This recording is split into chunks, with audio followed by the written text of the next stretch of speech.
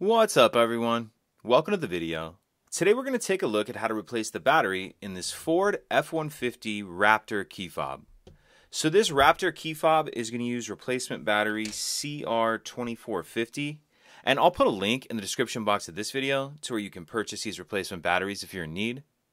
So the first thing we want to do in order to change the key fob battery is remove the emergency key that's in the bottom of the key fob. That's done by pressing this button here that my thumb's on, and the emergency key will pull out like that. Now if we hold the key fob with the buttons facing down, and we take a look at the bottom of it, we see there's this kind of long little notch right here. What I'm going to do is push my key in that notch, and then I'm just going to angle up and push up on that back cover, like that. And once we get the back cover off, we can see our battery right here. And for this part, I'm going to grab a small screwdriver or even something with a point on it. We just want it to be able to fit down in this little notch right here so we can get under the edge of the battery and pop it out of there. Then we'll grab our new battery, and you want to make sure that you're installing your new battery with the plus side up. And if you look at the shape of this battery holder, on this edge it's kind of flatter.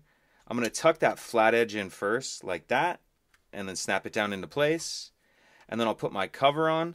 And if you notice there's a little bit of a tab on the top of this cover, I'm going to kind of put it in here like this and slide it up and then snap it down.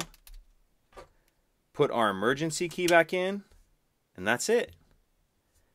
If you could take a second to like and subscribe, it helps us out, and I'd appreciate it. Thank you.